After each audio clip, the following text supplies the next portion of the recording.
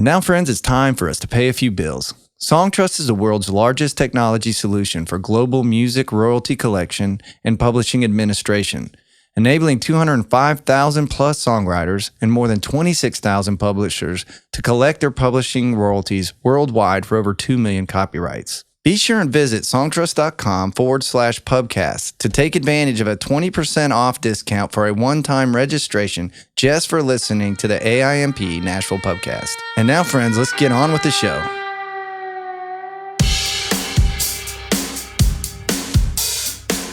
Hello, listeners. On this episode of the AIMP Nashville Pubcast, we are talking with one of my longtime friends and mentors, and I do not hesitate to call him a publishing icon, Lionel Conway.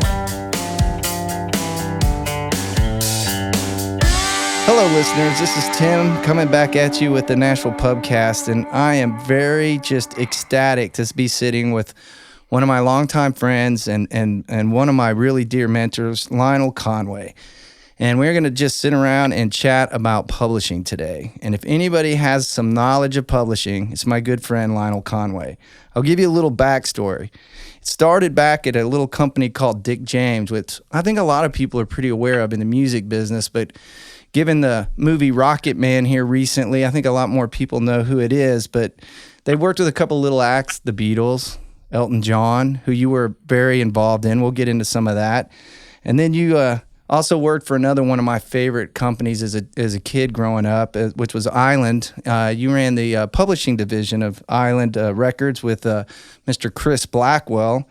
And in that tenure, you worked with some artists like Cat Stevens and U2 and Tom Waits and Robert Palmer. And one of the ones I did not know you worked with was Paul Rodgers. I did not know that you had worked with Paul before he joined Bad Company, which was new news to me. How did I not know that? I'm very surprised. And then from there, you went on to start Maverick Music with Madonna and Guy Osseri. And then after that little tenure that you were with Maverick, that's when you and I got introduced, and you started working for a company called Mosaic Media Group, and you bought my then company, Hamstein Music Group, and that's where you and I began our working relationship. And we both worked for a company called Stage 3 that was based out of the UK with Mr. Steve Lewis. And then after that, we both had some stints at BMG, which bought Stage 3. And that led you to your now current company, Mothership. Is it Mothership Music? Is that the official title? Hi, Tim. Yes, that's the name, Mothership. Yeah. I started that 7 years ago with a partner called Brett Gurewitz, who was the founder member of a punk band called Bad Religion. And he also owned two labels, Epitaph and another label called Anti. And the act that I basically signed to Anti was Tom Waits. So I still represent Tom Waits from 1983. That is a long time. Yeah. And I still represent him to this day, so it's been a long relationship. So let's go back a little bit. At the beginning, How old were you when you started working at Dick James? Well, actually, I did work for Dick James, but he didn't own the company. I worked for another company where he worked. It was called Sidney Bron. Oh. And that was in 1954, which makes this my 66th year in the music business. Dude, that just blows my mind, Lionel. I don't even understand. How you've done it this long. I was 15, and I was basically what we called in England a tea boy. Is basically someone who actually does make tea, but also does all the the manual stuff, menial stuff like doing all the errands. And it was a terrible job, of which I was only paid £3, which is about $4 a week. But it was, I did meet new people in the music businesses, which that's probably why I stayed. I mean, I didn't intend to leave school. I wanted to sort of have a decent education, but after getting a job with a music publisher, I decided to leave school midterm. My parents were pretty upset, but I said, I want to do this. I want to stay in the music business. And I did. You, I don't know if I overstayed my welcome. It's been a long time.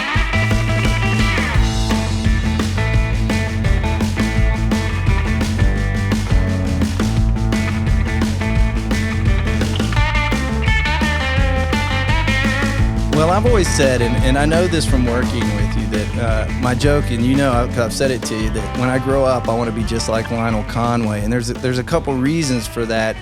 One of the biggest reasons is your passion. And my first question, and I know part of it is because you're so passionate, but is what do you credit this longevity and relevancy to? Because it's not easy, because obviously music changes, trends change, the business changed, and how have you been able to keep, relevant through all these changes and all these years? Well, I actually, when I think about your career, you just said that the companies that you worked for sold out, and I was always lucky to bounce back.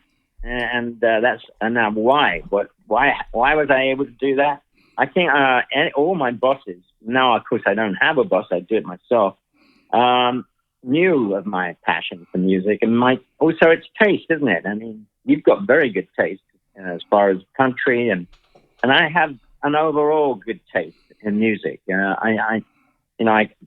It's all about songs, but it's character and whether your writers like you. And most of them do. I've had a couple of problems with writers over the years, but I try to do as much as I can for my writers, and it's I'm established now as somebody that if I sign anyone, I'm going to work 24/7 on their songs and on everything. I signed a new band called the Marias, and I've done everything for this band. Record deal, I've got them gigs, I've got the manager. I do everything for them, and I think it's appreciated.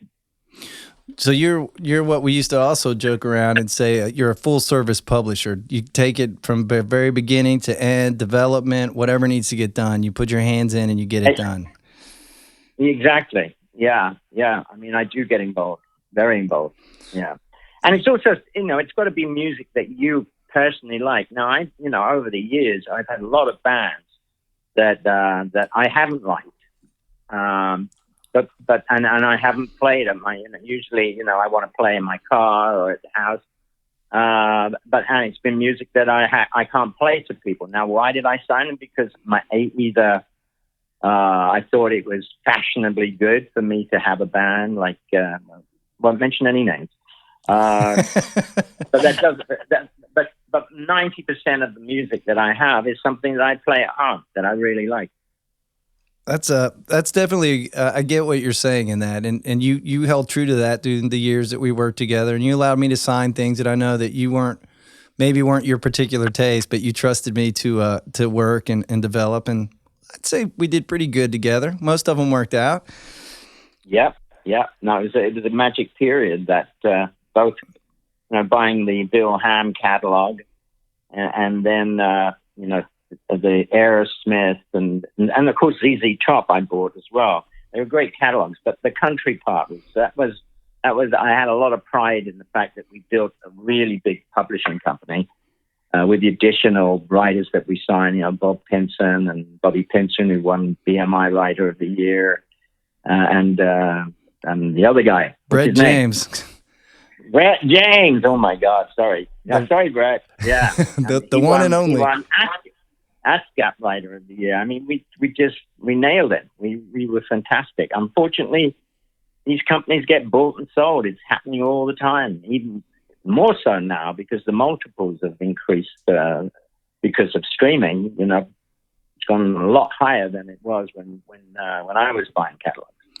Well, that leads me to a good question, or a segue to a question, is you truly have seen, I think, music publishing develop, because in the earlier days when you first started out, it'd been around, but you've seen it more of an infancy into this maturity that we have now of it being basically a bought and sold asset. Walk us through how you've seen, if you could, publishing start on the level when you first got into the business and to the major money that we're looking at now.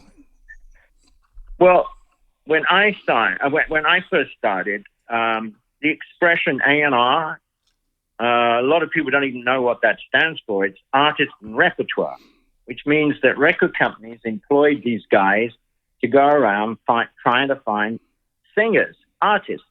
Then their job was to match the repertoire with the artist. So it was a songwriter business back in the 60s and 50s and 60s, in as much that the artist never wrote songs. So that was the R part, was to find songs for these artists. So it was a good times for publishers because they could get their songs recorded by major artists. Of course, after the Beatles, it became, it was much different in as much that artists became writers. But before then, no, they weren't. All those Sinatras, and after that, they looked for songs, and so it was easier. But then when the artists became writers, it was tougher. You had to sign writers that were artists as well. So it changed. It changed from like the Beatles onwards. Do you think the Beatles were somewhat instrumental in that at that time, or were there other artists at the same? Absolutely, yeah. When the Beatles became successful, you found that a lot of the bands started. Oh, they didn't start. They wrote their own songs. When you think of Simon and Garfunkel, they didn't take any covers. They did their own songs. Neil Diamond, Neil Sedaka, they started writing their own songs. So that's very similar to how it was actually in the 80s in Nashville when I came in. Most artists looked for outside songs, and as we were building publishing companies, it was really a great time to pitch songs. You could build vast catalogs, sign a bunch of writers because the artist didn't write much.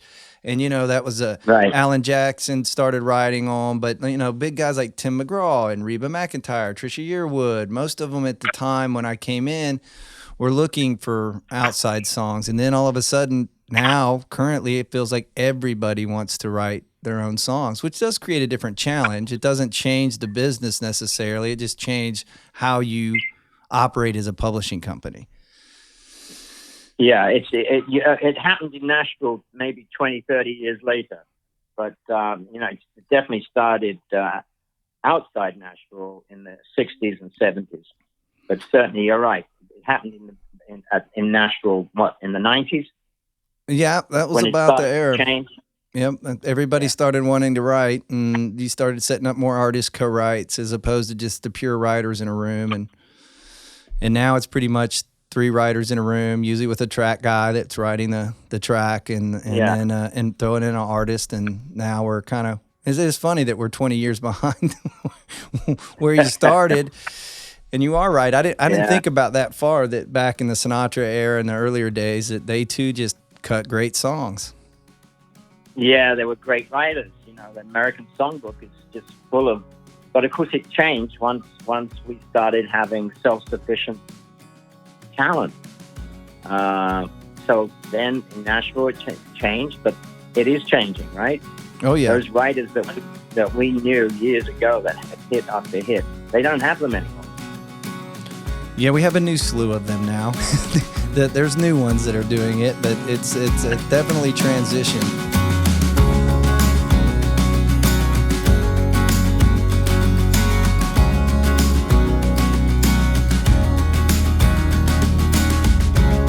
Now, you have, again, had such a breadth of knowledge, having started we didn't really transition. You started in the UK, obviously, from the early companies we mentioned, and then you transitioned over to the United States, and you've worked in the country market, you've worked in the pop market.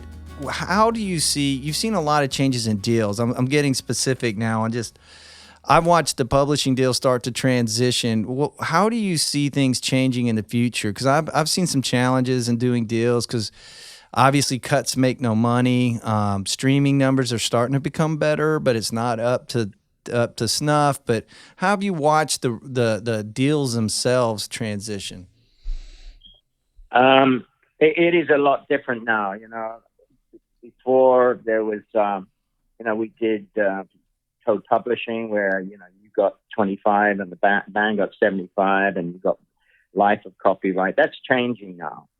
unless, of course, it's below the radar and the act is looking for some money and they have to, they have to do a publishing deal. I don't force that, but those are the deals that I'm looking for, below the radar, where an act needs help, they need some money, and I'm still able to do those sort of deals, where you get a little bit.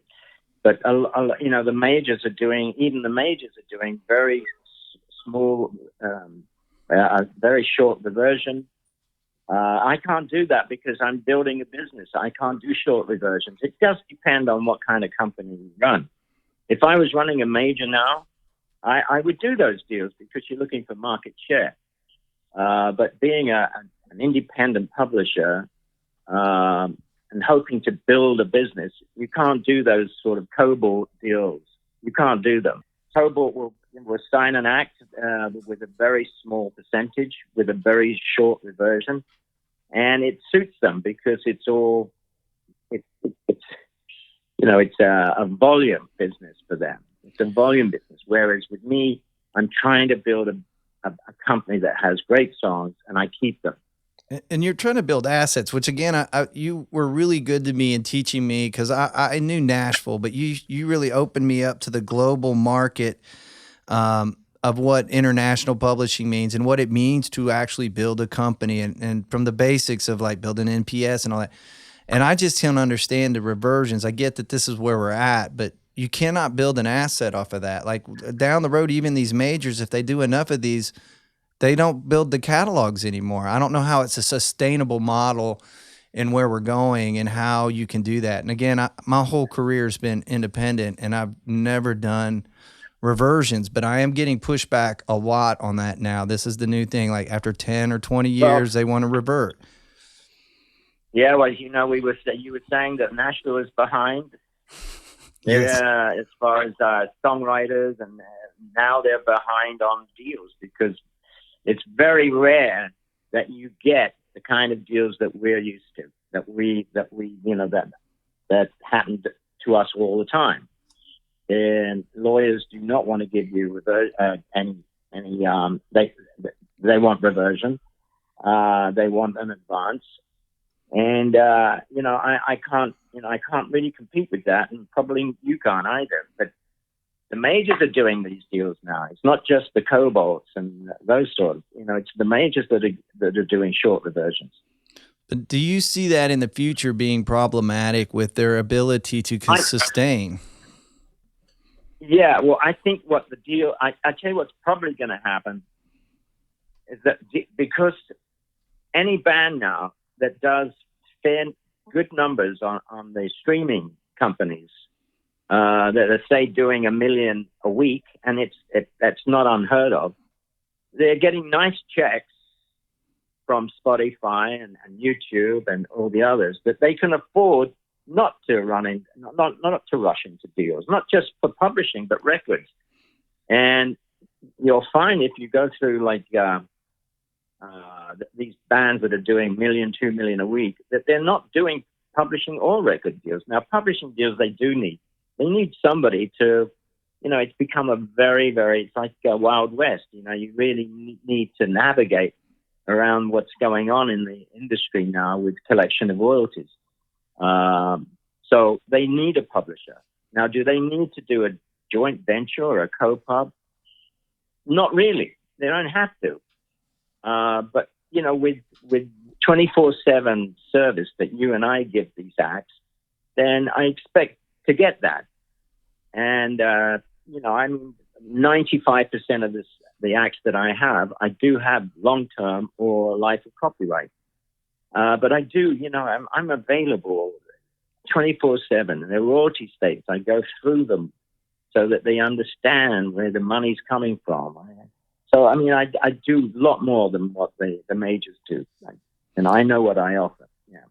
Well, that's again, having worked together, I learned a lot on how to walk them through the money. And that's really the key. And I would say this to any independent artist, that at least on an admin level, although like you, I prefer get some copyright added in. that you need to collect your money. And it does help when you have licensings coming at you and sync and international territories and have somebody help funneling. You can be leaving a lot of money on the table if you don't really get organized. Oh, absolutely. Absolutely. I took over an act just recently, and they hadn't registered overseas, so they weren't getting any foreign income. They hadn't registered their works with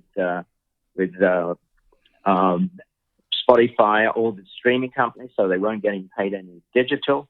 It's crazy, but they were getting nice checks from the mechanical side, the master side. When they own the master, they're getting neighboring rights overseas, and they're getting sound exchange from America domestically. So they're getting nice little checks, and they don't worry about anything else. And there's maybe they're leaving probably 50% of their income because they haven't done a good job in policing their music. And that is a value. And again, I can't stress enough that I find that people that are like that haven't had publishing deals, or at least experienced what you and I are talking about, of really serviced publishing, where you're not just, an income stream that's parked on a shelf, but that you're getting a time and attention and growth and feedback and all the administrative back end, where we're making sure your money's collected and helping explain to you where your money's coming from and helping all that flow and again, this is why I love publishing, because it's such a value added. And I do feel that long term, publishing companies are going to be still around as long as they can be, because we are also transitioning into, and you've mentioned it, and you work with a record label, that we are now the A&R. You've probably seen this firsthand from where labels were intimately involved in A&R to now, because of asset and time and everything, they don't have as much resources to put into that. And we as publishers are the ones that put all the work into developing these acts that then get shopped. Like you mentioned, the Marias. I'm sure you were, again, very intimately involved at the front end to help them move forward into getting their deal, correct? Yeah, very much so. I mean, if it hadn't been me, they wouldn't have probably been able to do any shows. Because there are a lot of things to buy for a new young band, and that's without me, they couldn't have done it.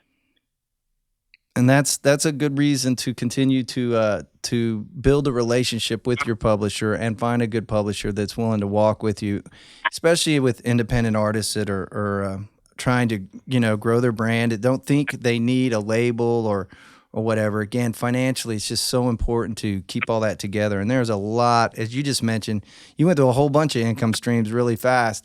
If you don't have all that taken care of, you're leaving just so much money on the table. Yeah.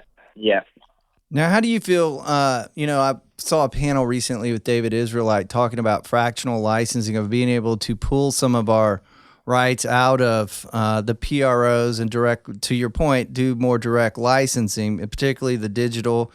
They tried to do it, a few years back, and they basically said we couldn't do that. If you pull one right, you have to pull all of it, and we were not prepared administratively to handle that. Do you support that decision? You think that's a good move for publishers? We have something in this country, and it's it's not so bad here. Actually, it's overseas. The blanket license is where your works that are placed in TV or radio are negotiated by a tariff, a card. You don't negotiate. It's a blanket license. Anyone can use your music. They have to pay, but the payment is by tariff rather by a negotiation. This country's much better. You can negotiate every sync license and every recording license, but overseas, it's 90% of the business is handled by a blanket license. So you don't have any source of direct negotiation with whoever uses your music.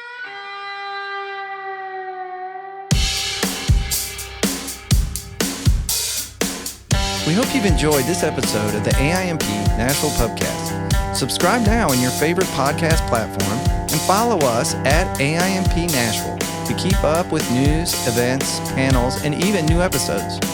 The AIMP Nashville Pubcast is created by executive producers Dale Bobo and Tim Hunzy, producer Brandon Harrington, mixing and editing by Casey Porter.